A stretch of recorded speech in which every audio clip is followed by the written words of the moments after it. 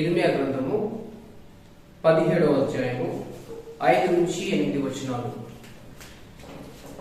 యెహోవా ఇలాగ సెలవిస్తున్నాడు, నరులను ఆశ్రయించి శరీరులను తనకాధారముగా చేసుకొనుచు తన హృదయమును యెహోవా మీద నుండి తొలగించుకునివాడు శాపగ్రస్తుడు.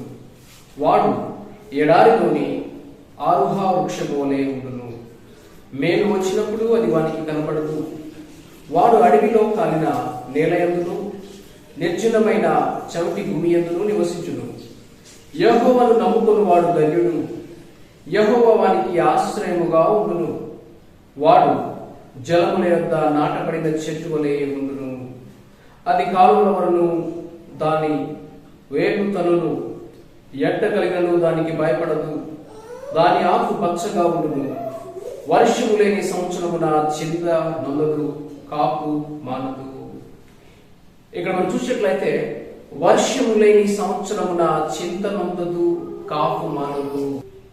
మనుషులను నమ్ముకున్న వారిని గురించి, దేవుని నమ్ముకున్న వారిని గురించి దేవుని చెప్పే మాటలు ఏంటంటే, నరులను ఆశ్రయించువారు, అంత మాత్రం కాకుండా శరీరులను తనకు ఆధారముగా చేసుకొనుచు యెహోవాను వారి యొక్క తన హృదయం నుండి యెహోవా మీద తొలగించుకున్నవాడు శాపగ్రస్తుడు. దేవుడు మన నుండి ఆశించేది ఏంటంటే మనము ఆయనను ఆశ్రయించాలి, మనము ఆయనను నమ్ముకోవాలి. కానీ మానవులుగా మనం చేసే పని ఏంటంటే, ఎవరైనా మానవులు మనకు హెల్ప్ చేస్తే బాగుంటుంది అని మనము ఎక్స్పెక్ట్ చేస్తాము. కానీ దేవుడు అన్ని వేళల్లో, అది కష్టమైనా నష్టమైనా కరువైనా బాధ అయినా వ్యాధి అయినా అన్ని వేళల్లో మనం ఆయన ఆశ్రయించాలని, మనం ఆయన ఆశ్రయిస్తేనట వర్షము లేని సంవత్సరమున చింత నొందదు, కాపు మానదు. సహజంగా వర్షాలు పడకపోతే చింత పడతారు. ఈ సంవత్సరం పంట ఎలా, ఈ సంవత్సరం మనం బతికేది ఎలాగా. కానీ ఈవెన్ అలాంటి సంవత్సరాలు వచ్చినా కూడా నీకు చింత ఉండదు. అయితే ఎలా ఉంటారట, అది కాలువల వలన నాటు ఏగుతను. వాడు జలముల యొద్ద నాటబడిన చెట్టు వలె ఉండును. జలముల యొద్ద నాటబడిన చెట్టుకి ఎండాకాలము, వానకాలము, శీతాకాలము అని ఏ భేదం ఉండదు. అన్ని కాలాల్లో ఆకు పచ్చగా ఉంటుంది. అన్ని కాలాల్లో తనకు కావలసిన ప్రతిదీ కూడా ఆ యొక్క చెట్టుకు దొరుకుతుంది. అలాగే దేవుణ్ణి నమ్ముకుని వారి జీవితంలో అలా ఉంటుంది అని దేవుడు తెలియజేస్తున్నారు. గత ఆదివారంలో మనం చూసినప్పుడు యోసేపు యొక్క జీవితమును మనం చూసాము. యోసేపు ఏ విధముగా ఫలవంతమైన జీవితాన్ని కలిగి ఉన్నాడో మనము చూసాము. ఆదికాండము 39:6 వచనము, అతడు తన కలిగినంతయు యోసేపు చేతికి అప్పగించి తాను ఆహారము తినడం తప్ప తనకేమి ఉన్నదో ఏమీ లేదో విచారించువాడు కాడు. యోసేపు రూపవంతుడును సుందరుడై ఉండెను. యోసేపు ఎలా ఉన్నాడట? రూపవంతుడు, సుందరుడునై ఉన్నాడు. అంటే యోసేపు అందగాడు. బైబిల్లో మనము కొద్దిమంది యవనస్తులను చూస్తాము. వారు ఎంతో సుందరంగా ఉన్న యవనస్తులు. అయితే ఆ యవనస్తులలో సౌలు, దావీదుకు ముందు రాజుగా ఉన్న సౌలును గురించి బైబిల్ చెప్పేది ఏంటంటే, అతడు బహు సౌందర్యము గల యవనుడు. ఇశ్రాయేలులో అతని వంటి సుందరుడు ఒకడును లేడు. అంటే ఆనాడు ఇశ్రాయేలు జనాంగంలో అతని వంటి సుందరుడు ఒక్కడు కూడా లేడట. మరొక సుందరుడు బైబిల్లో చూస్తాము. అతడు ఎర్రటివాడు, చక్కని నేత్రము కలిగిన వాడు, సుందరుడై ఉన్నాడని బైబిల్ దావీదును గూర్చి సెలవిస్తా ఉంది. అంటే బైబిల్లో అందగాళ్ళు సౌలు, దావీదు, అబ్షాలోము, ఇలాగా ఒక్కొక్కరు మనం చూసినప్పుడు వారు ఆ కాలంలో చక్కగా సుందరముగా ఉన్నారు. అయితే ఈ బైబిల్లో ఈ యవనస్తుడు యోసేపు తను కూడా అందగాడే, తను కూడా రూపవంతుడు. కానీ ఈ ముగ్గురికి తనకున్న భేదం ఏంటంటే, బైబిల్లో అందగాడైన సుందరుడైన సౌలు పడిపోవడాన్ని మనం చూస్తాము. అందగాడైన సుందరుడైన దావీదు చెడిపోవడాన్ని మనం చూస్తాము. అందగాడైన సుందరుడైన అబ్షాలోము పాడైపోవడాన్ని మనం చూస్తాము. అయితే ఇక్కడ అందము కలిగిన సుందరుడైన యోసేపుని గూర్చి బైబిల్ చెప్పేది ఏంటంటే ఆయన శరీరానుసారమైన అందమే కాకుండా ఆత్మానుసారమైన అందము. అంటే ఎవరైతే ఆత్మీయంగా దైవ భయముతో భక్తితో ఉంటారో వారు ఆశీర్వాదమును ఫలమును అభివృద్ధిని చూస్తారు. యోసేపు సుందరుడు. ఎంత సుందరంగా ఉండేవాడంటే యోసేపు ఎంత అందగాడంటే ఆయన గూర్చి చెప్పబడుతున్న మాటలు చరిత్ర ప్రకారం మనం చూసినట్లయితే సాంప్రదాయ ప్రకారం యోసేపుని గురించి చెప్పేది ఏంటంటే యోసేపు శోధించబడ్డాడు. ఎవరి ద్వారా? పోతిఫరు భార్యను గూర్చి మనం చూసినట్లయితే చరిత్రలో పోతిఫరు భార్య పేరు జులేఖా. ఆమె ఏదో సామాన్యమైన స్త్రీ కాదు. పోతిఫరు భార్య అనగానే మనం సులువుగా చులకనగా ఆమె మంచి ఆమె కాదు, లేదంటే ఆమె ఒక పనికి మాలిన స్త్రీ, యోసేపును శోధించిన స్త్రీ అని ఆమెను తీసి పడేస్తాము. కానీ చరిత్రలో మనం చూసినట్లయితే ఆమె మొదట్లో జ్ఞానం కలిగిన స్త్రీ అట, ఆమె మొదట్లో గుణవతి గల భార్య అట. అయితే ఆమె యోసేపును చూచినప్పుడు తన యొక్క ఆశ నిగ్రహమును కోల్పోయిందట. ఆమె యోసేపును చూసినప్పుడు తన ఆశ నిగ్రహం అంటే ఒక మంచి కుటుంబానికి చెందిన ఆవిడ, అంత మాత్రం కాదు ఒక ఉన్నత కుటుంబానికి చెందిన ఆయన, అంత మాత్రం కాదు ఒక ఉన్నత అధికారికి భార్య.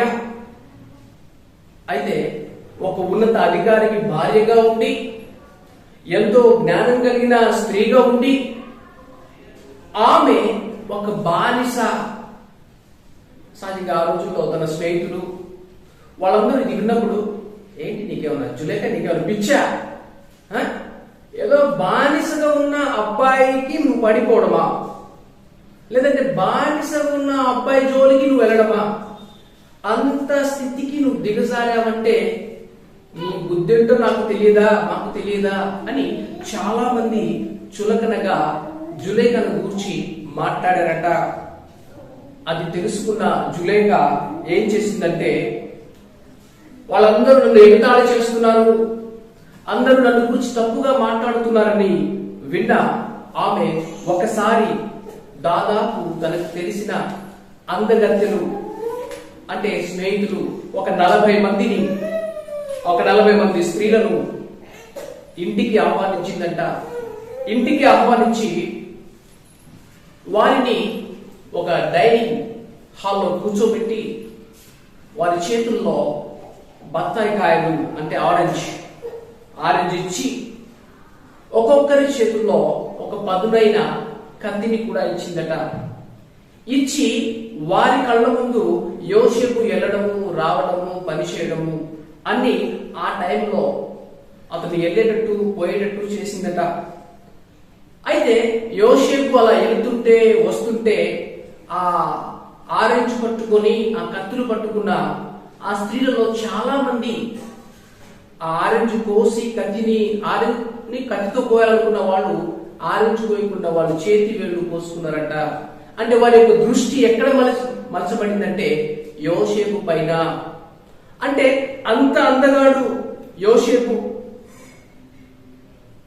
అప్పుడు చాలా మంది జులేఖాను గురించి తప్పుగా అనుకున్న వాళ్ళు అనుకున్నారట. జులేఖ ఎవరైతే చేయి కోసుకున్నారో వారిని చూసి అమ్మా నేనేదో యోసేపును వల్ల వేయాలనుకున్నాను, లేదంటే పడిపోవాలనుకున్నాను మీరు అనుకున్నారు, కానీ మీరు కొన్ని నిమిషాలే ఇక్కడ ఉన్నారు. కొన్ని నిమిషాల్లో మీకు జరిగినది నేను ప్రతిరోజు నా జీవితంలో ప్రతిరోజు జరిగేది ఇదే, ఇందుకే నా జీవితంలో జరిగింది అని జులేఖ చెప్పిందంట. ఎదురుని సమర్థించడానికి శోధించాలి అని ఒక స్త్రీ శోధించాలి అని సమర్థించడం నేను చెప్పట్లేదు, కానీ యోసేపు అంత అందగాడు. బైబిల్లో ఈ అందగాళ్ళు సౌలు చెప్పారు, సౌలు పడిపోయాడు. అలాగే దావీదు అందగాడు, తను పడిపోయాడు. అబ్షాలోము తన అందాన్ని బట్టి, తన జుట్టును బట్టి గర్వించాడు, తన గర్వంలోనే పోయాడు. అంటే అందమును కలిగి ఉన్న సుందరుడైన ఈ యోసేపుకి అంతరంగ సౌందర్యం అన్నది ఉన్నది. అయితే యోసేపు భార్య, ఆమె పేరు అసనేతు. అతని యొక్క భార్య అసనేతుని గురించి చరిత్ర చెప్పేది ఏంటంటే, ఈ భూమి మీద ఆమె ఎంతో అందగత్తె అట. అసలు ఆమె వంటి వారు ఆ రోజుల్లో ఎవరు లేరని. అంత మాత్రం కాదు, ఆమె తన యవ్వన కాలంలో పరాయి పురుషులను ఎన్నడూ చూడలేదు, ఎన్నడూ తాకలేదు. అసనేతు యోసేపు భార్య తన యవ్వన కాలంలో పరాయి పురుషుని చూడడమో లేదంటే ఎవరైనా తాకడమో తన లైఫ్ లో చేయలేదంట. అంత పరిశుద్ధంగా జీవించిన స్త్రీ. అంటే ఒక రకంగా చెప్తే పరిశుద్ధంగా జీవించిన యవనస్తుడి జీవితంలో ఒక పరిశుద్ధురాలని దేవుడు అనుగ్రహించాడు. పాపము, అవమానము, సిగ్గు, నింద, వేదనను తీసుకొస్తే నీతి, పరిశుద్ధత ఫలమును అనుగ్రహిస్తుందని వారి యొక్క జీవితము మనకు చాటుతుంది. అయితే యోసేపును గురించి మనం చూసినప్పుడు తన సుందరుడని ఆదికాండము 39వ అధ్యాయము 6వ వచనంలో మనం చూస్తాము. 9 ఆదికాండము 39:9 తన యజమాని భార్యతో యోసేపు పలికిన మాట ఏంటంటే, నిన్ను తప్ప మరి దేనిని నాకు అప్పగింపు ఉండలేదు కాబట్టి నేనెట్లు, నువ్వు ఆయన భార్య కదా, నిన్ను తప్ప ఆయన నాకేమీ అప్పగించకుండా ఉండలేదు కదా, కాబట్టి నేనెట్లు ఇంత ఘోరమైన దుష్కార్యం చేస్తాను, దేవునికి విరోధమైన పాపము కట్టుకొందునని తన యజమాని భార్యతో చెప్పెను. అంటే ఇక్కడ యోసేపులో మనకు కనబడిందంటే దైవ భయము. సౌలులో కానీ దావీదుకు దైవ భయము, దేవుడు నన్ను చూస్తున్నాడు, నేను చేసే క్రియలు చూస్తున్నాడనే భయం లేకపోవడం వల్ల పడిపోవడాన్ని మనం చూస్తాము. అబ్షాలోములో ఇంకా చెప్పాలంటే ఏమీ లేదు. కానీ ఈ యవనస్తుడు సుందరుడు. ఇంకొకటి ఏంటంటే అతనికి దైవ భయం అనేది ఉంది. అయితే యోసేపుకి శోధన ఏదో ఒకరోజు ఒకసారి వచ్చినట్టు కాదు. కానీ 10వ వచనంలో మనం చూసినట్లయితే, దినదినము ఆమె యోసేపుతో మాట్లాడుచుండెను గాని అతడు ఆమెతో శయనించుటకైనను ఆమెతో నుండకైనను ఆమె మాట విన్నవాడు కాదు. ప్రతిరోజు శోధన వచ్చింది. కానీ ఎప్పుడైతే మన జీవితంలో ఒక్కసారి పాపమును నో అంటామో ఇంకోసారి నో అని చెప్పడం చాలా ఈజీ. ఎలా అండి, నేను మాట్లాడను, నో అని నేను శోధన చెప్తే ఎలా, నన్ను తప్పుగా అనుకుంటారేమో అని కొన్నిసార్లు రాజీ పడడానికి పర్వాలేదు, నేను కోప్పడాలా, ఈ విషయంలో నేను అంత జాగ్రత్తగా ఉండడం అవసరమా అని కొన్నిసార్లు శోధనకి కొంచెం సంధివ్వడం, శోధనకి చోటిస్తే ఆ దయ్యము ఖచ్చితంగా వచ్చి జీవితాలని నాశనం చేసే కారణం, నాశనం చేసే అవకాశం ఉంది. ఇక్కడ మొదటిగా నో చెప్పాడు, ప్రతి దినము నో అని చెప్పాడు. అంటే మన జీవితంలో శోధన అనేది వస్తుంది. ఫలించడానికి ముందు పరీక్ష ఖచ్చితంగా ఉంటుంది. దేవుడు మనల్ని దీవించడానికి ముందు పరీక్ష ఖచ్చితంగా ఉంటుంది. నిజంగా నా ఇంటి భయం ఉందా లేదా, నేనంటే భయపడుతున్నారా లేదా. యోసేపు జీవితంలో అదే చూసాం మనము. దేవుడు తనని దీవించాడు. దీవించిన తర్వాత ఆ దీవెనలో కూడా దేవుడు ఒక పరీక్షను పెట్టారు. ఆ పరీక్షలో కూడా యోసేపు నెగ్గాడు. కారణం ఏంటంటే మొదట నో అని చెప్పాడు. మొదట నో అని చెప్తే మళ్ళీ నో చెప్పడం చాలా సులువు అవుతుంది. మొదట నో చెప్పకుండా కొంతమంది ఏంటంటే, కొంచెం చదివించానండి అంతే నా జీవితాన్ని పాడైపోయింది అంటే, చదువుమని ఎవరు చెప్పారు, నవ్వమని ఎవరు చెప్పారు, కొంచెం అదో చూస్తున్నాడు కదా అని నవ్వాను, అది అలుసుగా తీసుకుని నన్ను వెంటాడు అంటే, శోధనకు కొంచెం ఛాన్స్ ఇస్తే అది మన జీవితాన్ని నాశనము చేసే అవకాశం ఉంది. ఒక్కసారి పాపములకు లొంగిపోయిన వాడు దాన్ని మరలా లొంగుతాడు. ఒక్కసారి నో అని చెప్పిన వాడు ఖచ్చితంగా ఇంకోసారి నో అని చెప్పే అవకాశం ఉంటుంది. కానీ నేను ఈ ఒక్కసారేనండి, ఇంకా నేను పాపానికి లొంగిపోను అని చాలా మంది అనుకోవచ్చు. కానీ దాని నుంచి బయటికి రావడము అంత ఈజీ కాదు. ఆ ఉచ్చులో పడిపోయిన తర్వాత ఆ ఉచ్చులో నుంచి బయటికి రావడం అంత ఈజీ కాదు. తెలిసి సంసోను నాకేంటి, నేను విడిపించుకుంటాను, నేను బయటికి వచ్చేస్తాను, వీళ్ళందరి నుండి ఈ బంధకం నాకు లెక్క కాదు, ఈ చెరసలు నాకు లెక్క కాదు అనుకున్నాడు. కానీ ఏ పాపానికైతే లొంగిపోయాడో, ఏ దేంట్లో నుంచి నేను బయటికి రాగలను అని అనుకున్నాడో, తన జీవితాన్ని అదే నాశనం చేయడాన్ని మనం చూస్తాము. కాబట్టి బైబిల్ మనకు చెప్పేది ఏంటంటే, దేవుని బిడ్డలకు, ఎవరైతే దేవుణ్ణి నమ్ముకుంటారో, ఎవరైతే దేవుణ్ణి ఆశ్రయిస్తారో, మనము సహించేదానికంటే అధికంగా దేవుడు మనల్ని శోధింపనివ్వరు. ఒకవేళ శోధన వచ్చినా కూడా శోధన నుంచి తప్పించుకునే మార్గాన్ని దేవుడు మనకు చూపిస్తాడు. కాబట్టి పాపము, అది ఎటువంటి రకమైన పాపమైనా సరే, పాపము ఒక మనిషిని పాడు చేస్తుంది, పాపము ఒక మనిషిని నాశనం చేస్తుంది. అందుకనే నాశనము, నశించిపోయే మనుషుల కోసమే యేసు ప్రభు ఈ లోకానికి వచ్చారు. ఈ పాపమైన పాపి అయిన మనిషిని రక్షించడానికి ఆయన రక్షకుడిగా యేసుగా ఈ లోకంలో అవతరించాడు. పాపము ఒక వ్యక్తితో పోతే పర్లేదండి. బైబిల్లో మనం చూస్తాము, ఒకరు పాపం చేస్తే ఆ పాపము కాస్త కుటుంబాన్ని నాశనం చేస్తుంది. మనం గత ఆదివారంలో చూసాము ఏంటంటే, నీతి ఘనత ఇస్తుందట, పాపము అవమానాన్ని తీసుకొస్తుంది. ఒకడు చేసిన పాపానికి తనకు మాత్రం అవమానం కాదు, తన కుటుంబానికి, బిడ్డలకి అవమానాన్ని మనం చూస్తాము. ఒక్కళ్ళు నమ్మకంగా ఉంటే, ఒక్కని విధేయత అనేకులకు ఆశీర్వాదము. అబ్రహాము ఒక్కడు దేవునికి విధేయత చూపించాడు, అనేక మందికి ఆశీర్వాదకరంగా మారాడు. యోసేపు ఒక్కడు దేవునికి భయపడ్డాడు, ఒక్కడు. చాలా మంది అన్నలు ఉన్నారు, 10 మంది 12 మంది, ఒక్కడున్నాడు. తన జీవితము అందరికీ ఆశీర్వాదం. తన నాన్నకి, తన బ్రదర్స్ కి, వాళ్ళ కుటుంబాలకి, వాళ్ళ పిల్లలకి, అందరికీ. నేను నమ్మకం ఉంటే ఏమైందండి, పరిశుద్ధంగా ఉంటే ఏమవుతుంది అని మనం అనుకోవచ్చు. పరిశుద్ధతను చులకనగా తీసుకోవచ్చు. దేవుని భయం అంటే పర్లేదు, దేవుని భయపడితే నాకేం వస్తుంది అనుకోవచ్చు. కానీ యోసేపు జీవితం మనకు చాటేది ఏంటంటే, నువ్వు ఒక్కడివి భయపడితే చాలు, నువ్వు ఒక్కడివి నమ్మకంగా ఉంటే చాలు, నీ ఒక్క జీవితము అనేకులకు ఆశీర్వాదకరంగా దేవుడు చేస్తాడు. నువ్వు ఒక్కడివి పాపాన్ని అనుమతించకుండా దేవుని ఆత్మ స్వాధీనంలో దైవ భయం కలిగి ఉంటే దేవుడు నిన్ను దీవిస్తాడు. అయితే ఈనాడు మనం చూసినట్లయితే అనేకులు, పాపము తనని ఎత్తుక్కుంటూ వచ్చింది, ఇంట్లోనే ఉంది యోసేపు జీవితంలో. ఈ రోజుల్లో మనుషులు ఏంటంటే పాపాన్ని ఎత్తుక్కుంటూ వెళ్తున్నారు, పాపం కోసం ఎత్తుక్కుంటూ తిరుగుతున్నారు. కానీ యోసేపు తన దగ్గరికి వచ్చిన పాపము నుండి పారిపోయాడు, ఆ శోధన నుండి తప్పించుకున్నాడు, ఆ శోధన నుండి బయటకు వచ్చాడు. బయటకు రావడం తనకి లాభం వచ్చిందా? కష్టమే వచ్చింది, చెరసాల వచ్చింది, అవమానం వచ్చింది. కానీ దేవుడి కోసం భరించాడు, దేవుడి కోసం సహించాడు. తను పాపము చేయకుండా ఉండడానికి గల పర్యాసనం ఏంటంటే చెరసాల. అయినను తను చెరసాలలో ఉన్నా కూడా నీతిమంతుడిగా ఉన్నాడు.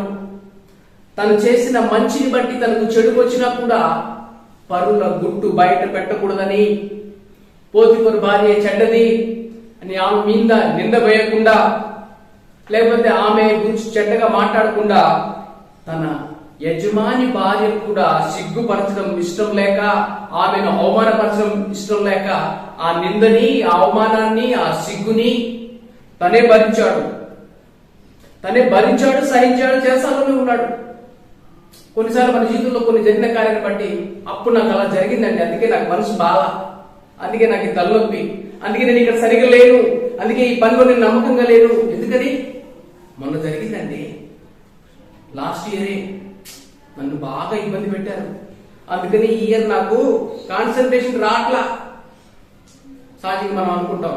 కానీ యోసేపుకి తన జీవితంలో ముందు జరిగిన అవమానం, సిగ్గు ఏమి అక్కడ ఉన్నట్టుగా లేదు. చెరసాలలో ఉన్నాడట, చెరసాలలో కూడా ఫలించేవి కొమ్మగా ఉన్నాడు.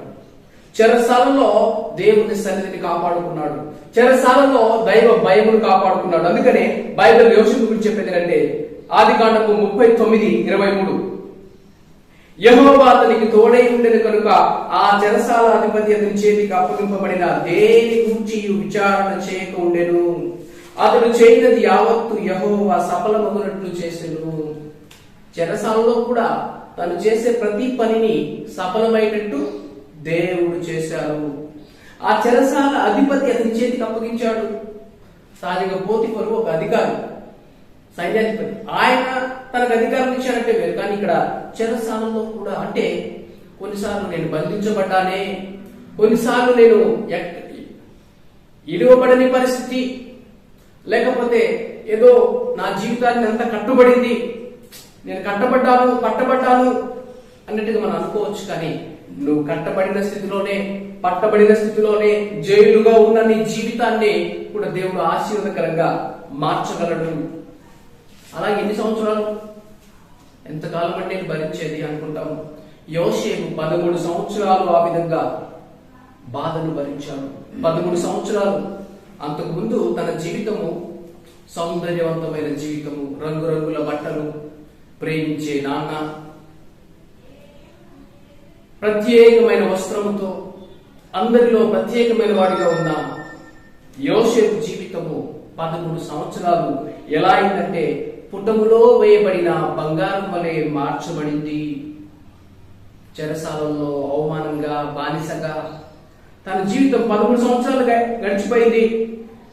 కానీ ఈ 13 సంవత్సరాల వయసులో తన జీవితంలో జరిగింది అంటే చెరసాల నుండి బయటకు వచ్చినప్పుడు ఒక సువర్ణంగా వచ్చాడు.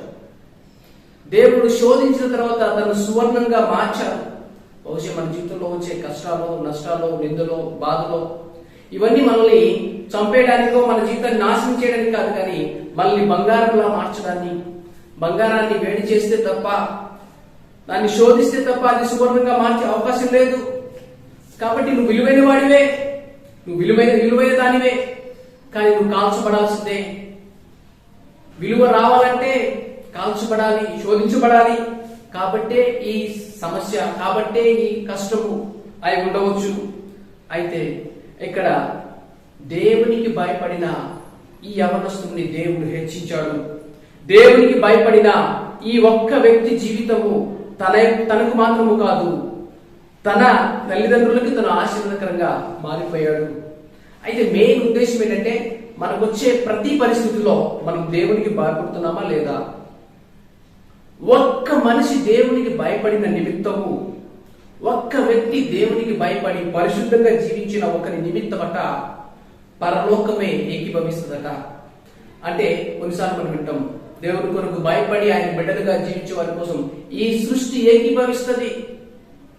సృష్టి కూడా మన పక్షాన, ప్రకృతి కూడా మన పక్షాన పోరాడుతుంది. ఇక్కడ తన కోసం పరలోకమే ఏకీభవించింది. అంత ఈజీ కాదు. ఒక చెరసాల నుండి ఒక ఉన్నతమైన దేశానికి ఒక అధికారిగా మారడం. అయితే తన కలభావమును, ఆ ఫరో కలభావం తెలియజేశాడు యోసేపు. యోసేపుతో ఫరో ఒక మాట అనడాన్ని మనం చూస్తాం. ఆదికాండము 41వ అధ్యాయము 40వ వచనం నుండి. ఆదికాండము 41:40వ వచనం నుండి. నీవు నా ఇంటికి అధికారమై ఉండవలెను, నా ప్రజలందరూ నీకు విధేయులైందురు, సింహాసన విషయం మాత్రమే తప్ప నేను నీకంటే పెద్దవాడనే ఉందని యోసేపుతో చెప్పెను. మరియు ఫరో, చూడుము, ఐగుప్తు దేశమంతటి మీద నిన్ను నియమించి ఉన్నానని యోసేపుతో చెప్పెను. మరియు ఫరో తన చేతిలున్న తన ఉంగరమును తీసి యోసేపు చేతిని పెట్టి సన్నపు నారబట్టలు అతనికి తొడిగించి అతని మెడకు బంగారపు గొలుసు వేసి తన 2వ రథం మీద అతన్ని ఎక్కించెను. అప్పుడు వందనము చేయడని అతని ముందర జనులు కేక వేసిరి. అట్లు ఐగుప్తు దేశమంతటి మీద అతని నియమించెను. ఐగుప్తు దేశమంతటి మీద నియమించబడ్డాడు యోసేపు. కారణం, దేవునికి భయపడ్డాడు. దైవ భయము ఘనతను తీసుకొస్తుంది. దేవుని భయము కీర్తి తీసుకొస్తుంది. దైవ భయము ఐశ్వర్యాన్ని ఇస్తుంది. కాబట్టి దేవుడు యోసేపు జీవితం ద్వారా మనకు నేర్పించే పాఠం ఏంటంటే మనకు దేవుడు అంటే భయపడాలి. దేవుడు మనం చూస్తున్నారనే మనసు కలిగి ఉండాలి. పరిశుద్ధతను మనం కాపాడుకోవాలి. మనం ఎక్స్పెక్ట్ చేస్తాము దేవుడిని దీవించాలి, దేవుడిని ఆశీర్వదించాలి, నేను బలవంతుడిగా ఉండాలి, బలవంతుడిగా ఉండాలి, ఆశ్రయించబడిన వాడిగా ఉండాలి, మంచి పేరు కావాలి, ప్రఖ్యాతి కావాలి, హోదా కావాలి, అన్ని దేవుడు ఇస్తాడు. దేవుడి దగ్గర అన్ని ఉన్నాయి. కానీ దైవ భయం ఉండాలి. మన దగ్గర ఉండాల్సింది ఏంటి? మనం దేవుడికి భయపడాలి. దేవుడు అంటే వణకాలి. ఆయన నన్ను చూస్తున్నాడు, నేను ఈ కార్యం ఎలా చేస్తాను? మనుషులు ఎవరు మనల్ని చూడకపోవచ్చు, మనుషులు ఎవరు మనం ఎలా జీవిస్తున్నామో మనం చూడకపోవచ్చు, కానీ దేవుడు చూస్తున్నాడని నమ్మితే, చూసే దేవుడు, చూస్తున్న దేవుడు మనల్ని విడిచిపెట్టాడు, మనల్ని ఆశీర్వదిస్తాడు. చెప్పింది చేసే దేవుడు, చేసేది చెప్పే దేవుడు. యోసేపు జీవితంలో ఏమి చెప్పాడో అది చేశాడు. మన జీవితంలో కూడా మనకు దేవుడు చెప్తాడు. దేవుడు నాకు చెప్పారండి, దేవుడు నాకు వాగ్దానం ఇచ్చారండి, కానీ ఆయన నెరవేర్చలేదు. లేదండి, ఆయన నమ్మకస్తుడు, ఆయన నమ్మదగిన దేవుడు. బహుశా మనం నమ్మదగిన వారుగా లేవేమో. బహుశా దేవుడు మన నుండి ఆశించే, నువ్వు నమ్మదగిన దేవుడు నమ్ముకున్న నీవు నమ్మకంగా ఉండు, యథార్థంగా ఉండు, ఆయన ఏ మేలు చేయక మానడు. అయితే ఇక్కడ యోసేపును మనం చూసినట్లయితే అన్య దేశంలో, ఒక పరాయి దేశంలో గొప్ప అధికారిగా దేవుడు అతన్ని చేశాడు. అనేకులకు అన్నం పెట్టేవాడిగా మారాడు. తన్ను ద్వేషించిన వారు, తన్ను అమ్మివేసిన అన్నలు, తన వృద్ధుడైన తండ్రికి కూడా ఒక ఆదరణగాను మారిపోయాడు. మనము కూడా మన ప్రియులకి, మన బంధుమిత్రులకి, లేకపోతే మన మీద ఆదుకునే వారి మీద మనకు వారికి ఆశీర్వదకరంగాను ఆదరణకరంగాను మన జీవితం మారాలంటే యోసేపు వంటి జీవితాన్ని మనం కలిగి ఉండాలి. యోసేపు గురించి రాయబడిన మాటలు ఏంటంటే ఆదికాండం 47వ అధ్యాయము 12వ వచనం. 47:12. మరియు యోసేపు తన తండ్రిని, తన సహోదరులను, తన తండ్రి కుటుంబం వారందరినీ వారి వారి పిల్లల లెక్క చొప్పున వారికి ఆహారం ఇచ్చి సంరక్షించెను. ఇందాక నేను చెప్పాను, ఒక్క వ్యక్తి దేవునికి భయపడితే, ఒక్క వ్యక్తి పరిశుద్ధంగా జీవిస్తే తన జీవితము తనకు మాత్రం కాదు, తన కుటుంబానికి మాత్రం కాదు, తన తల్లిదండ్రుల కుటుంబానికి మాత్రం కాదు, తన బ్రదర్స్ కుటుంబాలకు మాత్రం కాదు, వారి పిల్లలకు కూడా ఆశీర్వదకరంగా దేవుడు చేశాడు. కొన్నిసార్లు మనం వింటాం కదా, ఏమంటే దేవుడు దేవుడు అని తిరుగుతున్నావు, దేవుడి సేవ అని తిరుగుతున్నారు. ఏమి ఇచ్చాడు నీకు దేవుడు? నువ్వు దేవుడు నమ్ముకుంటే దేవుడు ఏమి చేస్తారు? చక్కగా జాబ్ చేసుకుని నీ కుటుంబాన్ని పోషించు, నీ బిడ్డలను పోషించు, డబ్బులు వస్తాయి కదా. కానీ దైవ భయం లేకుండా నువ్వు ఏం జాబ్ చేస్తే ఏం ఉపయోగం? జాబ్ చేయాలి, కానీ జాబ్ చేస్తున్నా కూడా నీకు దైవ భయం ఉందా లేదా? యోసేపు జాబ్ చేస్తూనే ఉన్నాడు, తనకి ఇచ్చిన పనిలో తను చేస్తా ఉన్నాడు. కానీ యోసేపు కలిగి ఉన్న గొప్ప గుణం ఏంటంటే దైవ భయం. దేవుడు అంటే భయం, తన పనిలో నమ్మకం, ఏం పని చేసినా కూడా దేవుడు దీవించారు. చాలా మంది సేవకుల జీవితాన్ని మనం చూస్తాం. వారు దేవుడిని నమ్మారు, దేవుడు గట్టిగా పట్టుకున్నారు, ఆయన గట్టిగా ఆశ్రయించారు. ఏమీ లేకుండా అనాథగా బానిసగా ఉన్న యోసేపు జీవితం అనేకులకు ఆశీర్వదకరంగా మార్చబడినట్టుగా చాలా మంది జీవితాలు మార్చబడ్డాన్ని మనం చూస్తాము. కాబట్టి అన్ని ఉన్నప్పుడు దేవుణ్ణి, నాకు ఇది ఇస్తే దేవుడు నేను సేవిస్తాను, అది ఇస్తే దేవుడు గుర్తిస్తాను, అలా కాదు. ఏమీ లేకుండా ఆయన నామం నిమిత్తం నువ్వు నమ్ముకున్నప్పుడు, సిగ్గు అవమానం వచ్చినా కూడా ఆయన కొరకు నిలబడాలి. అప్పుడు వడ్డీతో సహాయిస్తారు దేవుడు. మనము చూస్తాం కదా, కొంతమంది నమ్మకస్తులైన మనుషులు అయితే, నువ్వు నాకు ఇచ్చేది నేను ఉంచుకోనండి అంటే, ఒక మనిషిగా మరొక మనిషితో భరోసా ఇస్తాం. నువ్వు నాకు హెల్ప్ చేసే ప్రతిదీ కూడా నేను తిరిగి ఇచ్చేస్తా, అవసరమైతే వడ్డీతో సహా ఇస్తా, అవసరమైతే కొంచెం ఎక్స్ట్రా ఇస్తా. అలాంటప్పుడు నువ్వు దేవుడి కోసం ఏదైనా చేస్తే ఆయన ఇవ్వకుండా ఉంటాడా? ఆయన చెప్పాడు కొత్త నిబంధనలోనే, నా నామం పేరట ఒక గ్లాస్ నీళ్లు, అంటే గ్లాస్ నీళ్ళు ఇస్తే కూడా ఆయన మర్చిపోడట. కాబట్టి ఆయన కొరకు నువ్వేం చేసినా కూడా ఖచ్చితంగా అందులో ఆయన ఆశీర్వాదాన్ని ఇస్తాడు. అయితే మనం కలిగి ఉండవలసిన క్యారెక్టర్, ఆయన నిన్ను దీవించడానికి, నన్ను దీవించడానికి మనం అర్హమైన పాత్రలుగా ఉండాలి, వాడబడే పాత్రలుగా ఉండాలి, పరిశుద్ధమైన పాత్రలుగా ఉండాలి. ఆయన తన ఆత్మను మనలో ఉంచి మనల్ని దీవించే పాత్రలుగా మనం ఉండాలంటే మనల్ని మనము శుద్ధులుగాను, భయపడే వాటిని గాను, నిందారైతులుగా మనల్ని మనము కాపాడుకోవాలి. కాబట్టి మనం ఫలించాలంటే దేవుని వాక్యమే మనల్ని ఫలింపజేసేది, దేవుని వాక్యమే మనల్ని ఆశీర్వదకరంగా చేసేది. ఆదికాండము 37వ అధ్యాయము 11వ వచనం. అతని సహోదరులు అతని యందు అసూయపడిరి, అయితే అతని తండ్రి ఆ మాట జ్ఞాపకం ఉంచుకొనెను. యోసేపు దేవుని మాటను గురించి, దేవుడు నాతో మాట్లాడారు, దేవుడు నన్ను దర్శించారు, దేవుడు నాకు కల్పించారు అని చెప్పినప్పుడు సహోదరులు ఏం చేశారట? అసూయపడ్డారట, కుళ్ళు. కానీ వాళ్ళ నాన్న జ్ఞాపకం చేసుకున్నాడట. ఎందుకని? వాళ్ళ నాన్నకు తెలుసు దేవుడు చెబితే చేస్తాడు. వాళ్ళ నాన్నకు కూడా అటువంటి అనుభవం ఉంది. వాళ్ళ నాన్నకు కూడా దేవుడు ఒక కల ఇచ్చారు. వాళ్ళ నాన్నకు కూడా ఒక దేవుడు ఒక దర్శనం ఇచ్చారు. ఆ దర్శనం ఇచ్చిన దేవుడు ఆ దర్శనాన్ని నెరవేర్చారు. ఆ కల ఇచ్చిన దేవుడు ఆ కళను నెరవేర్చారు. కాబట్టి నా కొడుకుకి దేవుడు ఈ కళను ఇచ్చారంటే ఆయన నెరవేరుస్తాడని ఆయన జ్ఞాపకం చేసుకున్నాడంట. ఎందుకు ఈరోజు యోసేపు యొక్క జీవితాన్ని నువ్వు జ్ఞాపకం చేసుకోవడం, నేను జ్ఞాపకం చేసుకోవడం? ప్రభువా, యోసేపు నువ్వు ఇచ్చావు కదా, యోసేపు జీవితంలో నువ్వు చెప్పింది చేశావు కదా, టైం తీసుకున్నా కూడా, కష్టాలు గుండా, నష్టాలు గుండా, శ్రమలు గుండా, బాధ గుండా వెళ్ళినా కూడా మీరు దీవించారు కదా, నా జీవితంలో కూడా మీరు చేస్తారు, నా జీవితంలో కూడా అలాంటి కార్యాలు చేస్తారని మనము నమ్మేవారముగా ఉండాలి. కాబట్టి యాకోబును దీవించిన దేవుడు యోసేపుని దీవించాడు.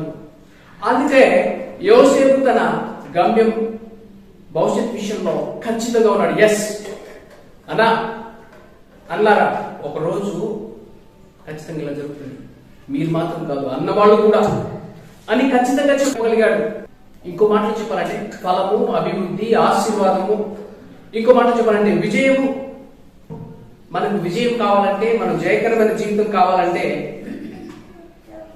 ఉన్న సిచ్యువేషన్ లో, ఉన్న పరిస్థితుల్లో, ప్రస్తుత కాలంలో నమ్మకంగా ఉండాలి. అంటే వాక్యంలో నిలబడాలి. ఇప్పుడు భయం లేదా? దైవ భయం అంటే లేదా? ఇప్పుడు భయపడు. ఇంతవరకు ఏదైనా చూడకూడదు వాటిని చూస్తూ, మాట్లాడకూడని మాటలు మాట్లాడుతూ, చేయకూడని వాటిని చేస్తూ, ఎస్ దేవునికి వ్యతిరేకం ఇలా మాట్లాడటము, నేను ఇది చూడటం దేవునికి ఇష్టం కాదు, నేను ఇలా ఉండడం దేవునికి ఇష్టం కాదని నీకు తెలుసు కదా. ఇప్పుడు ప్రెసెంట్ ఎస్ నీ మాటకు నేను విధేయత చూపిస్తా, ఇప్పుడు నీ మాటలో ఉంటా అని ప్రెసెంట్ మనం జీవించాలి.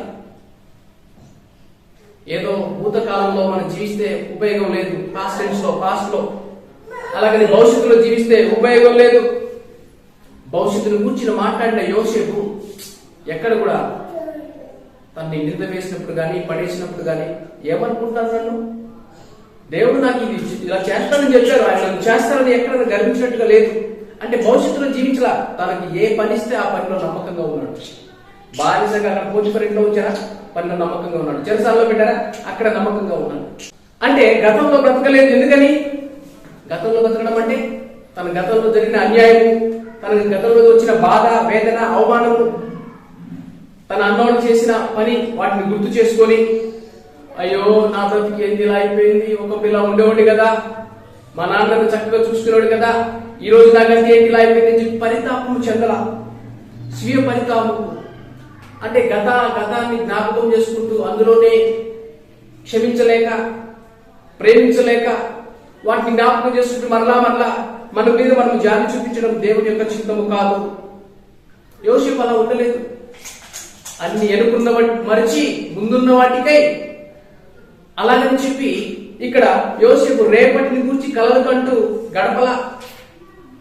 యోసేపు తన భవిష్యత్తును గురించి దేవుడు చేస్తాడని చెప్పి అదే చూసుకుంటూ ఏదో భ్రమలో ఉండకుండా అనుదినము ఎక్కడ చెరసాలలో ఉంటే చెరసాలలో, పోతిఫర్ భార్య ఇంట్లో ఉంటే అక్కడ, ఎక్కడుంటే అక్కడ తను నమ్మకంగా ఉన్నాడు, వాక్యంలో నమ్మకంగా ఉన్నాడు. కాబట్టి దేవుడు తనని దీవించాడు. మనకు కూడా మన పాస్ట్లో చాలా జరిగి ఉంటాయి. మన గతంలో చాలా మంది అవమానము, సిగ్గు, నింద, బాధ, వేదన, మోసము అన్ని మన జీవితంలో వచ్చి ఉంటాయి, మనకు జరిగి ఉంటాయి. కానీ వాటిని మనం మర్చిపోవాలి. మనం ముందుకు సాగాలంటే, మనం ఫలించాలంటే, మనం దీవించబడాలంటే వేరే మార్గము లేదు. యోసేపు క్షమించాడు కాబట్టి ఆశీర్వాదకరంగా మారాడు. దేవుడు మనకు చెప్పేది ఏంటంటే, ఈ నూతన నిబంధనలో కూడా, ఈ రోజుల్లో కూడా ఆయన మనకు నేర్పించే మాట ఏంటంటే, మొదటిగా మనం ఆయన్ని ప్రేమించాలి. ఆ తర్వాత మొదటిగా మనం ఆయన్ని ప్రేమించాలి. తర్వాత నిన్ను వలె నీ పొరుగువాడిని ప్రేమించు. నీకు శోధన వస్తుంది, నీ పొరుగువాడే, పక్కనోడి ద్వారా శోధన వస్తుంది, అప్పుడు ఏం చేయాలి? నిన్ను వలె నీ పొరుగువాడిని ప్రేమించు. నీ పొరుగువాడు అంటే నీ పక్కోడే, ఇంట్లో ఉండేవాడే అనుకో. ఎగ్జాంపుల్, నీ ఇంట్లోనే నీకు శోధన, నువ్వు ప్రేమిస్తావా? ఏం చేస్తావు? యోసేపు తెలియదా నిన్ను వలె నీ పొరుగువాడిని ప్రేమించమని? అయ్యో పోతిఫర్ భార్య అన్నా, అదే ఇంట్లో నేను ఉంటాను కదా, నేను ప్రేమించాలి, నన్ను వలె నా పొరుగువాడిని ప్రేమించాలి అంటే ప్రేమ అంటే ఇక్కడ అర్థం ఏంటి? అన్నింటినీ సహించును, అన్నింటినీ భరించును, అన్నింటినీ తాళుకొను. అంటే శోధన కూడా సహించాలా? అటువంటి పనికి మాలిన చెత్త కార్యాలను కూడా సహించాలా? అంటే అర్థము దేవుడేమి అన్యాయస్తుడు కాదు, దేవుడేమి మనం గొప్ప కార్యాలు చేయమని చెప్పరు. అంటే నీ పక్క వాడిని ప్రేమించాయా, నువ్వు ప్రేమించవద్దు, నీ గురించి నీకెందుకు, నువ్వు తిన్నావా లేదా, నీకేం అవసరం, నీ పక్క వాడు తిన్నాడా లేదా అది చూడమని దేవుడు చెప్తాడా? నిన్ను వలె నీ పొరుగు వాడిని ప్రేమించు. నిన్ను వలె అంటే ఫస్ట్ ఏంటి? ఫస్ట్ నిన్ను ఎలా ప్రేమిస్తావో ఫస్ట్ నిన్ను ప్రేమించు. ఒక రకంగా చెప్పాలంటే నిన్ను ప్రేమించుకో. ఫస్ట్ నిన్ను నువ్వు ప్రేమించుకో. నువ్వు ఎలాగైతే ప్రేమిస్తావో, నువ్వు తిన్నావు కదా, నువ్వు తింటే వాడికి పెట్టు. నువ్వు తినకుండా పక్కన పెట్టమని కాదు. నువ్వు ప్రేమించుకోకుండా పక్కన ప్రేమించుకొని దేవుడు చెప్పలా.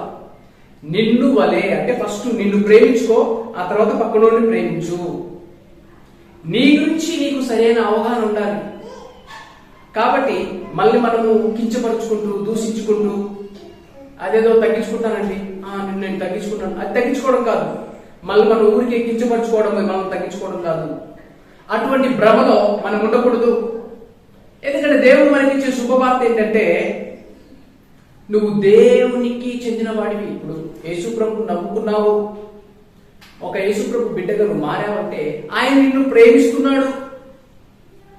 ఆయన నీ కొరకై ప్రాణం పెట్టాడు. ఆయన తన రక్తాన్ని చిందించాడు. మనం కొన్నిసార్లు ఇంత కదా, వీడి కోసమని నేను ఇంత కష్టపడింది, వీడి కోసమని నేను ఇంత అవమానం భరించింది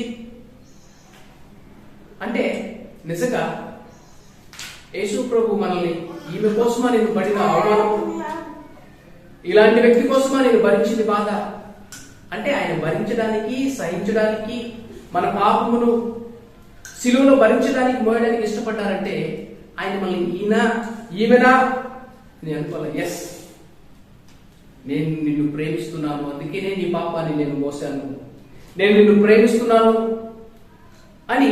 అంటే నువ్వు ప్రేమించబడ్డావు. కరెక్ట్గా చెప్పాలంటే యేసు ప్రభు నిన్ను ప్రేమిస్తున్నాడు. ప్రేమించడం మాత్రం కాదు, ఆయన పిలిచాడు. పిలవడం మాత్రం కాదు, ఆయన ప్రత్యేక పరిచారు, ఆయన బిడ్డగా చేశాడు.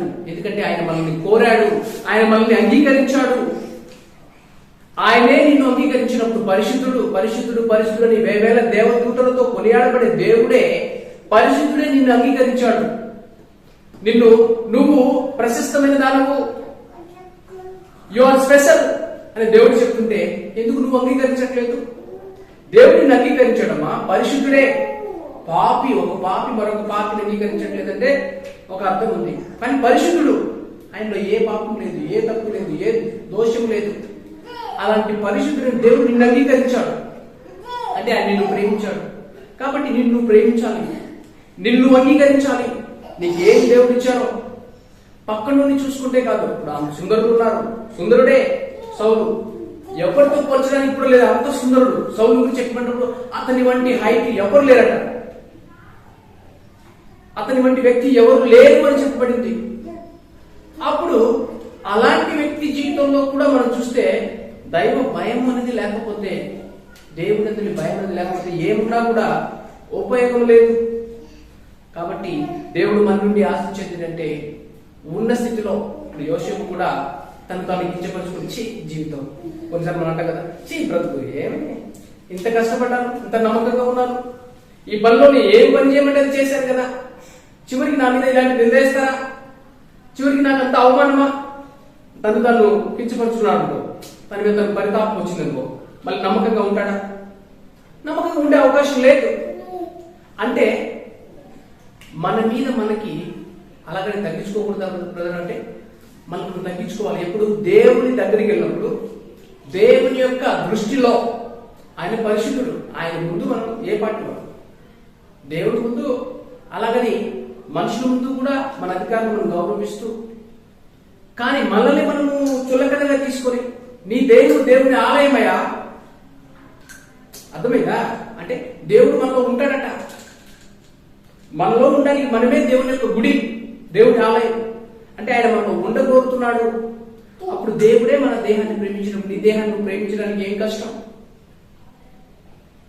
దాన్ని పరిశుద్ధంగా కాపాడుకో, జాగ్రత్తగా కాపాడుకో. దేవుడు అదే చెప్పాడు కదా, ఏమయ్యా నా దేహం నా ఇష్టం అని చెప్పి నువ్వు దాన్ని పాడు చేసావని నిన్ను పాడు చేస్తా.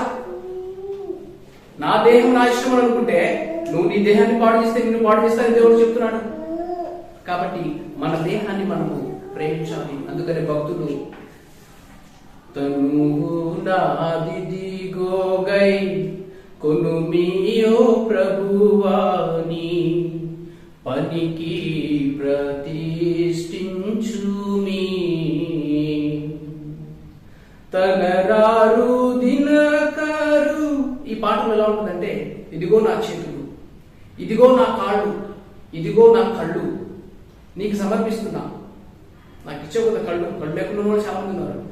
ఈ కళ్ళును బట్టి వందనాలు ప్రభా, నిన్ను చూసే కళ్ళుగా చేయండి, నమ్మకస్తమైన కళ్ళుగా నన్ను చేయండి. ఈ చేతులున్నాయే నీలో వాడబడడానికి, నీ కొరకు పనిచేయడానికి సహాయం చేయండి. ఈ కాళ్ళు నీ కొరకు పరుగులెత్తడానికి, నమ్మకంగా ఉండడానికి సహాయం చేయండి అని వాళ్ళు సమర్పించుకున్నారు.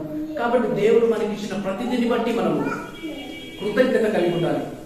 ప్రతిదిని బట్టి లేని దాని గురించి ఆలోచిస్తూ, పోగొట్టుకున్న దాని గురించి ఆలోచిస్తూ, జరిగిన అవమానం గురించి ఆలోచిస్తూ బాధపడుతూ కూర్చోవడం కాదు. ఉన్నదాన్ని సంతోషిస్తూ దాన్ని దీవించండి ప్రభు, నన్ను ఆశీర్వదకరంగా చేయండి అని మనము దేవుని కొరకు నిలబడాలని దేవుడు ఆశిస్తున్నాడు. అయితే యేసు ప్రభువును సొంత రక్షకునిగా అంగీకరిస్తే,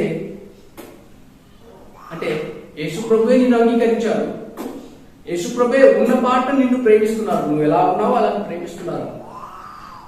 కాబట్టి నిన్ను ప్రేమించాలని దేవుడు ఆశిస్తున్నారు. ఒకవేళ మనం ద్వేషిస్తూ ఉంటే కొన్నిసార్లు ఎందుకు మనం ద్వేషిస్తాం?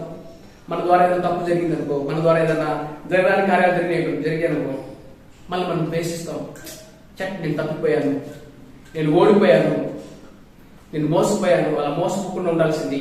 ఒకవేళ పడిపోతే ఓడిపోతే అదే ముగింపు కాదు. యోసేపు ఒక చోట తను అవమానపరచబడినప్పుడు, చెరసాలలో వేయబడినప్పుడు తను అనుకోవచ్చు, అయిపోయింది జీవితం అయిపోయింది. దేవుడు నన్ను దీవించాడు, నిజంగా దీవించాడు. బానిసగా ఉన్న నన్ను, గుంటలో పడిన నన్ను, ఆ గుంటలో నుండి ఇంత మంచి ఇళ్లలో అన్నిటి మీద అధికారం, తను ఆర్థికంగా అన్ని విధాలుగా దీవించబడ్డాడు, అన్నిటి మీద అధికారిగా ఉన్నాడు. అలాంటి ప్లేస్ నుంచి కింద పడిపోయినప్పుడు నన్ను చేస్తున్నాడు కానీ, నన్ను గొప్పవాడిగా చేస్తున్నాడు కానీ చేశాడు, అంతే అయిపోయింది జీవితం అని తను పడిపోయిన చోటే ఉండిపోలేదు. తన జీవితంలో జరిగిన ఆ చిన్న సంఘటన తన మీద తనను ఆశించుకునే విధంగానో, పరితాపం చెందే విధంగానో, అయిపోయింది నా జీవితం అనుకునే విధంగానో లేదు. కాబట్టి దేవుని బిడ్డలకి, నిజంగా దేవునికి భయపడేవారు, ఎస్ నాకు ఈ సిచ్యువేషన్ రావడం గల కారణం నేను దేవుని నమ్మాను. భవిష్యత్తు దేవుని నమ్ముకోవడం వల్లే ఈ సిచ్యువేషన్ గుండా, ఈ పరిస్థితుల గుండా వెళ్తా ఉంటే నీకు ధైర్యం ఏంటంటే, ఎస్ నేను దేవుడు నమ్మాను కాబట్టి ఈ పరిస్థితుల గుండా నేను వెళ్తున్నాను ఆయనకి తెలియదా? నువ్వు దేవుడి కోసమే ఇలాంటి పరిస్థితులు గుండా వెళ్తున్నావు అని ఆయనకి తెలియదా? అలాంటప్పుడు ఆయనకు తెలుసు కదా, సమస్తం ఆయన తెలుసు కదా. అప్పుడు ఆయన తెలిసినప్పుడు నమ్మకంగా ఉంటాడు, ధైర్యంగా ఉంటే చాలు.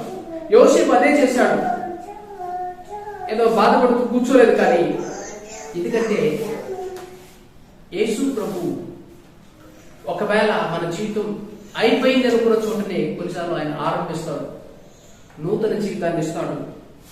యేసు ప్రభు నూతన ప్రారంభాన్ని ఇస్తాడు. పోగొట్టుకున్నవన్నీ కూడా ఆయన ఇచ్చే దేవుడని బైబిల్ మనకు సెలవిస్తా ఉంది. బహుశా నన్ను ఎవరు అర్థం చేసుకోలేదండి, నా సిచ్యువేషన్ ఎవరికి అర్థం కాదు, నా పరిస్థితి ఎవరికి అర్థం కాదు, అయినా కూడా ఆయన నిన్ను అర్థం చేసుకుంటారు. ఆయనకు నీ బాధ అర్థమవుతుంది, ఆయనకు నీ కష్టం అర్థమవుతుంది, నీ వేదన ఆయనకు అర్థమవుతుంది. ఎందుకని ఆయన నీకులాగానే నాకులాగానే ఒక మానవుడిగా సిగ్గు అంటే ఏంటి, అవమానం అంటే ఏంటి, నింద అంటే ఏంటి, మోసపోవడం అంటే ఏంటి, సమస్తమును ఆయన భరించాడు. అందుకే ఆ శోధనలో ఆయన భరించాడు కాబట్టి మనకు సహాయం చేయడానికి ఆయన సమర్థుడట. కాబట్టి ఆయనకు అన్ని తెలుసు, ఆయన అన్ని ఆల్రెడీ ముందే భరించారు, ఆయన ఆల్రెడీ ముందే సహించారు. ఈ కష్టము ఆయనకు తెలుసు, కన్నీళ్లు ఆయనకు తెలుసు. కాబట్టి నీవు నమ్ముకున్న దేవుడు ఆయన నిన్ను అర్థం చేసుకోగలరు.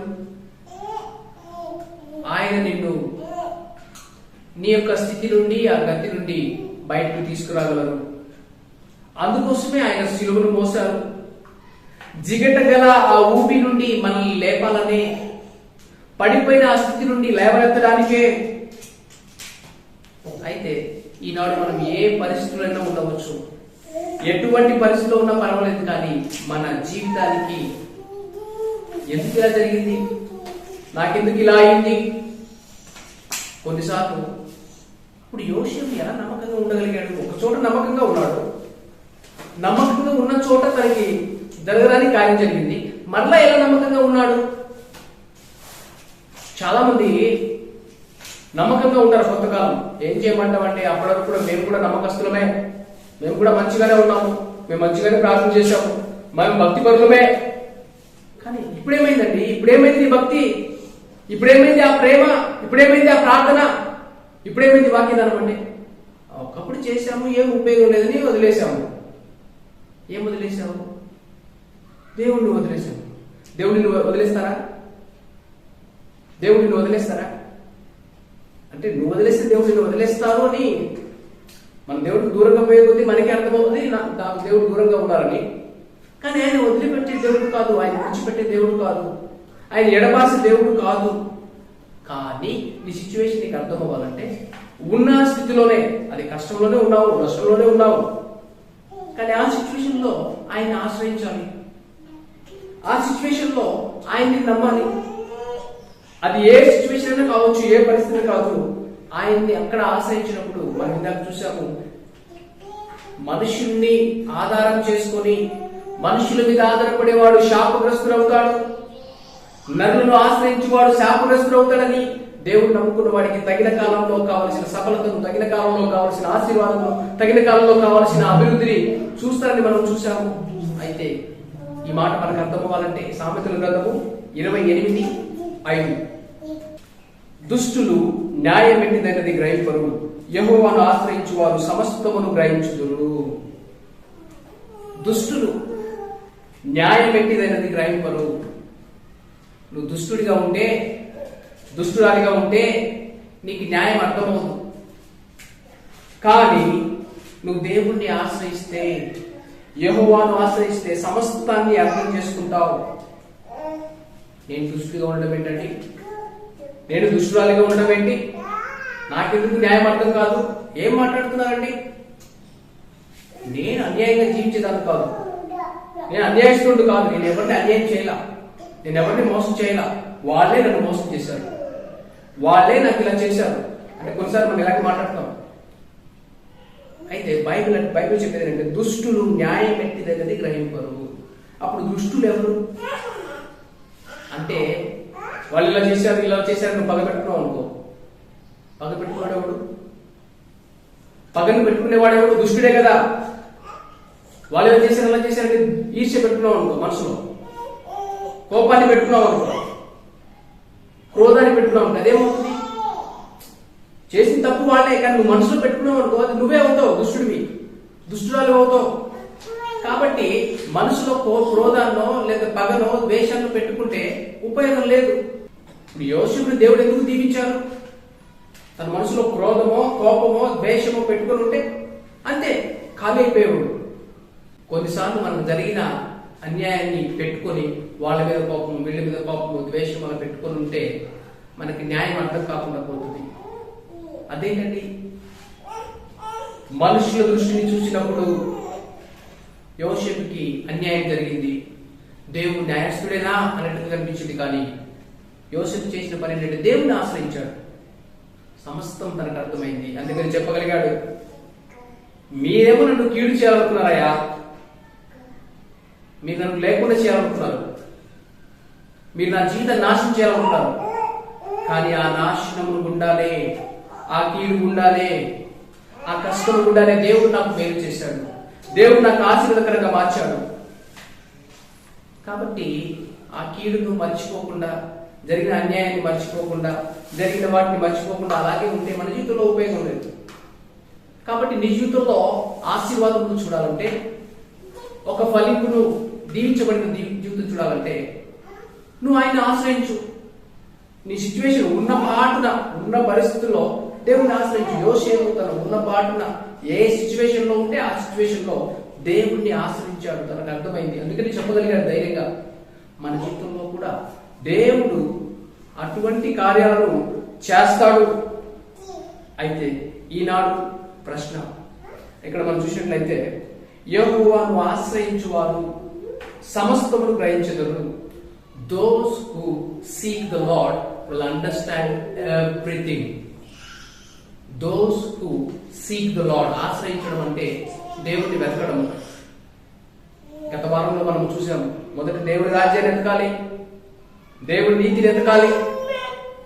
అయితే అన్ని పరిస్థితుల్లో నువ్వు ఆయన వెతుకుతున్నావా? సమస్తాన్ని ఆయన అనుగ్రహిస్తాడు. ఆయన వెతుకుతున్నావా? అన్ని ఒక సిచ్యువేషన్ లో యూ విల్ అండర్స్టాండ్ ఎవ్రీథింగ్. నువ్వు సమస్తాన్ని గ్రహిస్తావు. ఎందుకు ఇలా జరిగింది, ఈ రోగం ఎందుకు, ఈ కష్టం ఎందుకు, ఈ వ్యాధి ఎందుకు, ఈ బాధ ఎందుకు, సమస్తాన్ని అర్థం చేసుకుంటావు. ఎప్పుడంటే నువ్వు ఆయన్ని వెతికినప్పుడు, నువ్వు ఆయన్ని ఆశ్రయించినప్పుడు. కాబట్టి ఆయన ఆశ్రయించే మనసు నీకున్నదా? ఆయన్ని వెతికే మనసు నీకున్నదా? అయితే నువ్వు ఆశీర్వదించబడిన వ్యక్తివి. యోసేపు అన్ని విషయాల్లో తన ప్రతి అడుగడుగున దేవుణ్ణి ఆశ్రయించాడు, ఆశీర్వదకరంగా మారాడు. తన జీవితం తనకు, తన కుటుంబానికి, తన బిడ్డలకు ఆశీర్వదకరంగా అయిపోయింది. అలాగే మన జీవితాలు కూడా మనకు, మన బిడ్డలకు ఆశీర్వదకరంగా మారాలంటే యోసేపు వలె దైవ భయమును, పరిశుద్ధతను కలిగి దేవుడు మనల్ని దీవెనకరంగా చేస్తారు. ఈ మాటలు మన హృదయంలో రాయబడినట్లు, దేవుడు మనల్ని దీవించినట్లు, ఈ మాటలు ఇన్న ప్రతి ఒక్కరికి దీవెనకరంగా ఉన్నట్లుగా మనం ప్రార్థన చేసుకుందాం. ప్రార్థన చేద్దాం. తండ్రి, ఈ ఆరాధన సమయాన్ని బట్టి వందనాలు. ఎత్తుబడిన మాటలు నా హృదయంలో రాయబడినట్లు సహాయం చేయండి. ఈ వాక్యం విన్న ఒక్కొక్కరిని మీరు దర్శించండి. యోసేపు వంటి జీవితంలో, యోసేపు వలె దైవ భయమును మేము కలిగి ఉండి అన్ని వేళలో నిన్ను ఆశ్రయిస్తూ తగిన కాలంలో సఫలతను, ఆశీర్వాదమును, ఫలములను, దీవెనను చూడడానికి సహాయం చేయండి. మా ప్రియులు ఒక్కొక్కరిని బట్టి నీకు వందనాలు చెల్లించుకుంటూ, ఈ ఆరాధన సమయాన్ని దీవెనకరంగా మార్చేందుకు వందనములు, స్తోత్రములు చెల్లించుకుంటూ, నిన్ను ఎతకడం ద్వారా సమస్తము సమకూర్చబడడం, నిన్ను ఆశ్రయించడం ద్వారా సమస్తాన్ని అర్థం చేసుకోగలిగి మా జీవితంలో మీరిచ్చే గొప్ప ఆశీర్వాదం చూసినట్లు సహాయం చేయమని యేసు నామమున ప్రార్థించి వేడుకొనుచున్నాము తండ్రి. ఆమేన్. మన తండ్రి దేవుని యొక్క ప్రేమయు, కుమారుని యొక్క కృపయు, పరిశుద్ధాత్మ యొక్క అన్యోన్య సహవాసం ఇప్పుడు ఎల్లప్పుడు సదాకాలం మనందరికీ తోడే ఉండుగాక. ఆమేన్.